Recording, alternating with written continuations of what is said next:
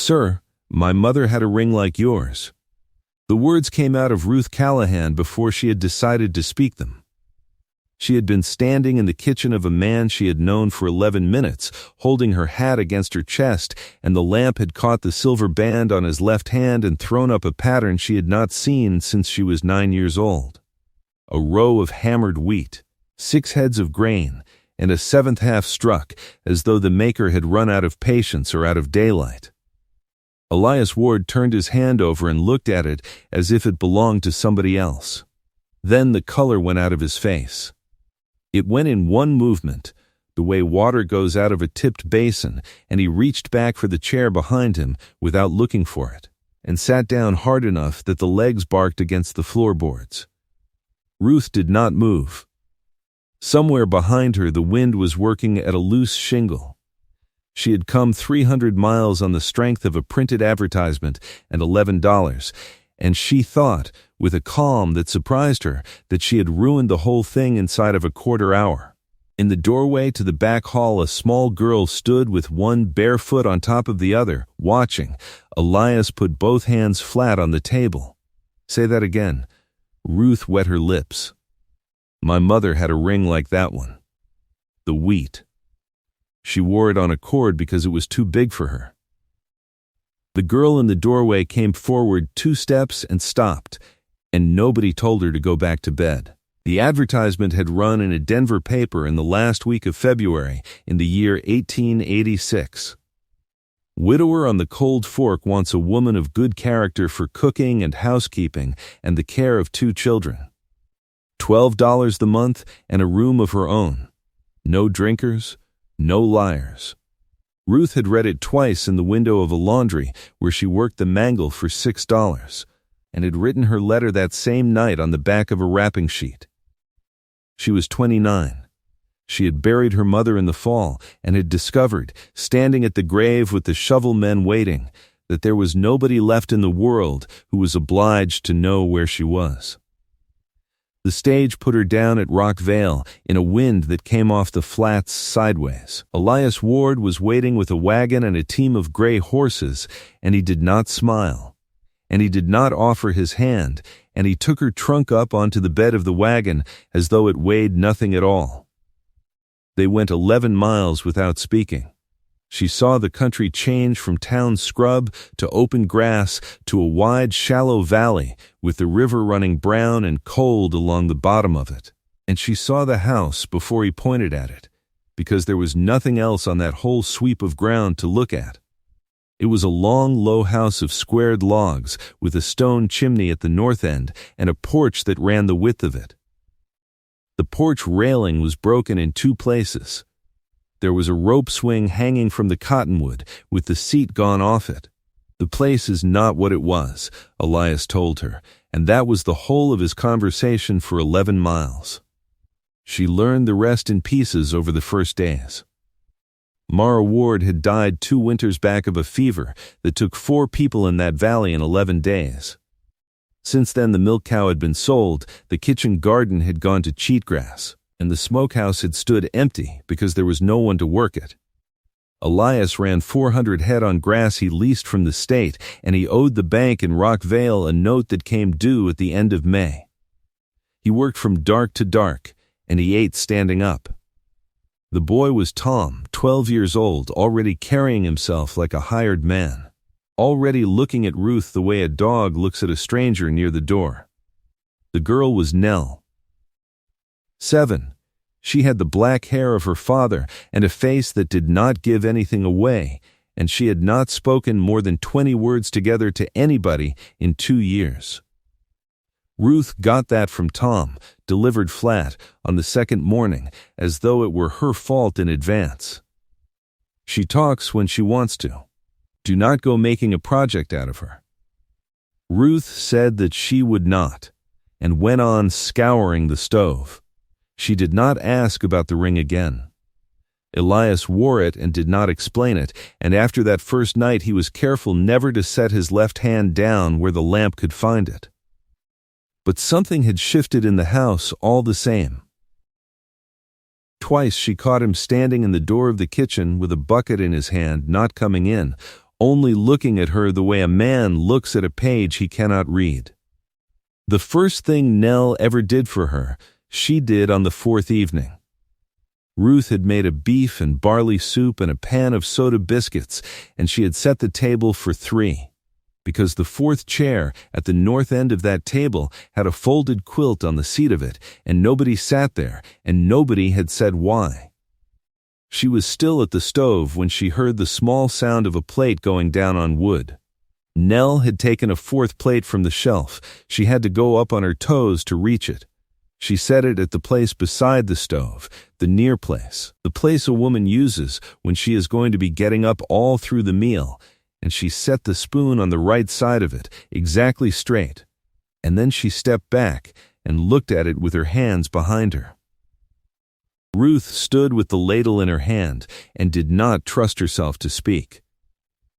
Elias came in from the yard with the cold still on his coat and stopped. He looked at the fourth plate. He looked at the top of the head of his daughter. Ruth watched his jaw work once, and she waited for him to say something about the plate, and he did not. He hung his coat on the nail and pulled out his own chair and sat down and asked Tom about the wire on the south fence. That night, going to her room, Ruth could not find her coat. She hunted the porch and the hall and the peg by the door. She found it in the morning, folded small and pushed down behind the flour barrel in the pantry, where a person would have to be on her knees to see it. She took it out and shook it, and hung it back on the peg, and she said nothing to anybody, and by that evening it was gone again. The third time it happened, she left it where it was. The well pump had been giving a cup of rust and a groan since before she came. Ruth took the head of it apart on the kitchen table on a Tuesday, with the pieces laid out on newspaper, and found the leather cup dried to a chip, and cut a new one out of the tongue of a boot that was past mending, and soaked it overnight in tallow. And by Wednesday noon the pump was throwing clean water hard enough to jump the trough. Elias came up from the corral to wash, and put his hand under it, and stood there a moment, with the water running over his wrist. "Who taught you that?" "My father was a mill hand. He could fix anything that had a leather in it." He was still looking at the water. The smith in Rockvale wanted $6 to come out and see to that. "Then he has a good trade," Ruth told him, and went back inside. She got the chicken house tight again, and the hens began laying by the middle of April. She brought the sourdough back from a crock that had been left to die on a cold shelf. She washed 2 years of smoke off the windows, and the light that came into that kitchen afterward changed the whole feeling of the room, and Tom stood in the middle of it one morning and looked around and could not think of anything unkind to say, and so went out. And on a Sunday, with rain on the roof, she opened the account book because the ledger had been sitting on the shelf with dust on the cover, and it offended her. She spent 4 hours in it. What she found was that the store at Rockvale had been billing the ranch for a 100-pound sack of flour in weeks when they had taken a 50, going back 19 months, and that the freight charge had been laid on twice in the winter of the fever, when a man burying his wife would sign anything put in front of him. She wrote it out on a clean sheet with the dates in a column and left it on the table by his supper plate. Elias read it standing. He read it a second time sitting. Then he set it down and looked at her across the lamp for a long moment. $61. $61.40, Ruth agreed. He rubbed his hand down his face. 2 winters, he told her, and stopped and started again. 2 winters I have been walking past this book like it was a grave. It is only a book. No, Elias told her, it is not. The trouble came from 3 directions at once, the way it does. The first was Mrs. Dunmore, who kept the boarding house at Rock Vale and had a daughter of marriageable years, and who said in the store loudly, with Ruth 11 feet away at the dry goods counter, that it was a wonder what some women would do for a roof, and that the Ward place had a perfectly good grave up on the rise, and the woman in it not cold. Ruth paid for her needles and thread and walked out with her back straight. and cried in the wagon for 2 miles, and then stopped and did not mention it at the house. The second was Tom. He came into the kitchen on a Thursday and stood with his hat in his hands and his ears red and told her that his mother used to keep the tin of buttons on the second shelf and not the third, and that she had moved it, and that she moved everything, and that a person could not find anything in his own house anymore. Ruth put down the knife. "I will put it back, Tom. That is not what I am saying. I know what you are saying." He looked at the floor. His voice came out about 9 years old. "She used to sing at the churn. You do not sing." "No," Ruth told him. "I do not. I have a voice like a gate." He laughed. It got away from him before he could stop it, and it seemed to make him angrier, and he went out and slammed the door, and after supper that night he brought in an armload of wood without being asked and put it in the box and did not look at her. The third thing was the letter.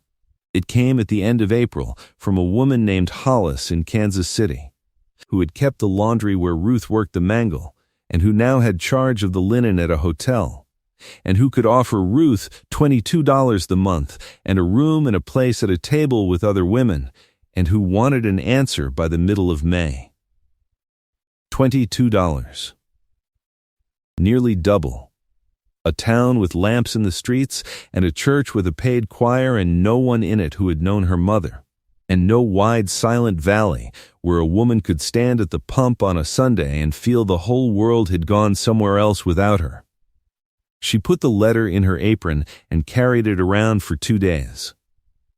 And then, on the 1st of May, Elias Ward asked her to sit down at the kitchen table and put the ring in the middle of it. He had taken it off. That was the first shock. It lay there on the bare wood with the wheat pattern turned up and the lamp making the 6 heads of grain stand out, and the 7th half struck. "Tell me about the ring of your mother." Ruth folded her hands. She was raised at a mission school at Fort Wallace. She came there when she was 6 years old, after the cholera. She always said there had been a sister, older, and that they were separated on the road, and she could never learn where. The ring was given to her by the woman who kept the school. She said there had been 2 made, and that the sister had the other one, and that was how they were to know each other again if ever it happened. She wore it on a cord her whole life. She was buried in it. Elias sat back. "What was the name of your mother?" Hannah Reese, before she married." Something went out of him, the same thing that had gone out of him on that first night. He put both his hands over his mouth and held them there. "Mara looked for her for 11 years, he told her at last. She wrote to every mission and every county clerk between here and the Missouri. She had a box of the letters that came back. She used to say the name Hannah into the dark like a person praying. She died still looking. The lamp guttered and steadied. "You are the daughter of the sister of my wife," Elias told her. Ruth found that she was holding the edge of the table. Nobody spoke for a long time. Out in the dark, a coyote started up along the river, and 2 more answered it from the flats. Then Elias picked up the ring and put it back on his hand, and his face changed and closed. "You should not be scrubbing my floors for $12. Ruth lifted her head. "You are family," he went on, and he was talking faster now, the way a man does when he has decided a thing and is afraid of being argued out of it. "Mara had people, and I never knew it. She died thinking she had nobody in the world but me and 2 children, and her own blood is standing in my kitchen, taking wages. It is not right. There is a woman in Kansas City who wants you. I saw the letter on the shelf. You will take that place, and I will pay your way there, and I will pay it out of the note money if I have to." Ruth stood up. "Is that what you want?" "It is what is right." "That is not the same word."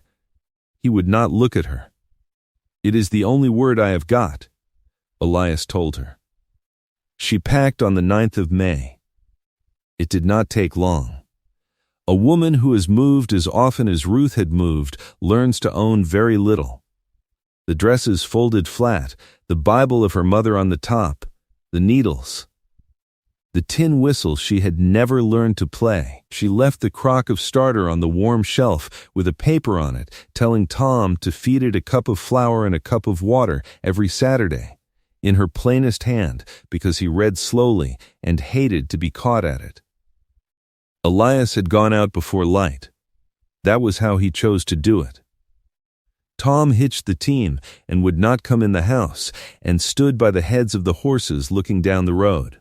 Ruth carried her trunk out onto the porch herself and set it down and turned to close the door behind her. Nell was standing in the hall with the family Bible in both arms. It was the big one, the one that lived on the shelf by the north window, so heavy that the girl had it braced against her stomach with her chin on the top edge and her whole small body leaned back to balance it. She came out onto the porch that way, one careful step at a time, and set it down on top of the trunk and opened it to the middle where the thick page is that the family writes on. Ruth knew that page. Every house has one. Elias Ward married Mara Reese, October the 11th, 1872. Thomas Elias Ward, born 1874. Cornelia Ann Ward, born 1879. And below that, in a hand gone unsteady, Mara Reese Ward, taken the 19th of January, 1884. And below that, in pencil, in enormous, careful letters that ran downhill and off the ruled space and had been gone over twice to make them darker, a new line. Ruth Ward. Ruth put her hand over her mouth. Nell reached into the pocket of her pinafore and brought out a small tin box with a hinge and a picture of a ship on the lid. She opened it. Inside, on a bed of cotton wool, was a silver band with 6 heads of hammered wheat and a 7th half struck and a cord run through it, worn soft where it had lain against a throat for a lifetime. The ring of her mother, the one that had gone into the ground at Fort Wallace, except that it had not, because a woman had taken it off before the burial and sent it in a wrapped paper to the only address she had, 11 years too late for anybody to answer. Elias had kept it in the box in the bottom of the chest. Nell had found it the way children find everything. The girl took it out of the cotton wool and held it up. Ruth knelt down on the boards. "Nell," she managed, "sweetheart, that belongs to your papa." Nell shook her head once. Then she spoke, and her voice was small and rusted from want of use, and every word of it came out separate and certain, like stones being set in a wall. "My mother had a ring like yours." She pushed it into the hand of Ruth and closed the fingers of Ruth over it with both of her own small hands and held them shut. "Ruth Ward," Nell told her. "I wrote it in. Papa says the book is true. He says whatever is in the book is true and cannot be taken out." Behind them, at the corner of the house, a bucket hit the ground and rolled. Elias had come up from the corral in his shirt sleeves with the wash water still on his forearms. He was looking at the open page on the trunk. He was looking at his daughter with her hands wrapped around the closed fist of Ruth. He was looking at the tin box with the ship on the lid. He did not say anything at all. He walked past all 3 of them and down the steps and took hold of the near horse by the cheek strap and began to back the team. Tom stared at him. "Pa, unhitch them. He is not sending her," Nell told her brother. Elias got the trunk on his shoulder and carried it back through the door and down the hall and set it in the room at the end that had been the sewing room, and he set it down gently. And then he stood in that room with his back to the door for the better part of a minute before he came out again. He was gone 2 days after that and told nobody where. He rode to Rockvale and past it, 40 miles north to the mission at Fort Wallace, and he came back on the evening of the 11th of May with his coat white with dust and 2 things wrapped in oilcloth under his arm. The first was a box. It was the letter box of Mara, which she had left with the school in the last year of her life, so that if ever anybody came asking for a woman named Hannah Reese, there would be an address to give them. 11 years of letters, written and returned, with the names of every county clerk between the Cold Fork and the Missouri on them, and on the inside of the lid, in the hand of his wife, one line: "If you are reading this, you are the one I have been looking for." He put it on the kitchen table in front of Ruth and did not watch her open it. He went and stood at the window with his hands behind him and looked at the dark until she had finished crying. The second thing he sat down after, without a word, on the corner of the table and went out to see to the horses. It was a silver band, new, the metal still bright at the edges where it had not been handled. 6 heads of hammered wheat and a 7th half struck, because the old man in Rock Vale who had made the first 2 40 years earlier had gone half blind and could not finish the pattern any better now than he could then, and had cried into his apron when he saw the ring that Elias laid on his bench. There was no note with it. There was no speech. Elias Ward did not come back into the house for 3/4 of an hour, and when he did, he asked whether there was any coffee, and drank it standing at the stove with his hat still on, and looked at the wall. Ruth left the ring on the corner of the table where he had put it. The note at the bank came due at the end of May, and they made it, because of $61.40, and because Ruth sold 11 dozen eggs and 40 pounds of butter into Rock Vale that spring, and because Tom rode out with his father every day of the gather and did the work of a man and would not be told otherwise. Mrs. Dunmore said what she said. It got less interesting to people once there was nothing to guess about, and it stopped altogether in June when the Reverend read out from the front that Ruth Callahan, niece of the late Mara Ward, had come to live on the Cold Fork with her family, and half the church turned around in the pews to look, and the other half already knew. Nell talked, not all at once, and not to everybody. She talked to the hens first, and then to Ruth. And then, one evening in the middle of July with the light going long and gold across the valley, she talked at supper for 11 minutes together about a badger she had seen. And her father put down his fork and forgot to pick it up again.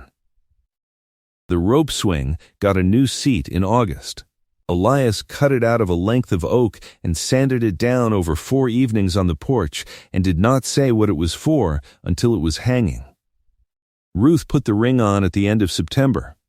She did it while she was alone in the kitchen with the bread proving under a cloth, and she did it the way a person puts on a coat that has been hanging in the hall a long time, without ceremony, and she went straight back to work with flour to the elbows. Elias came in an hour later for his dinner.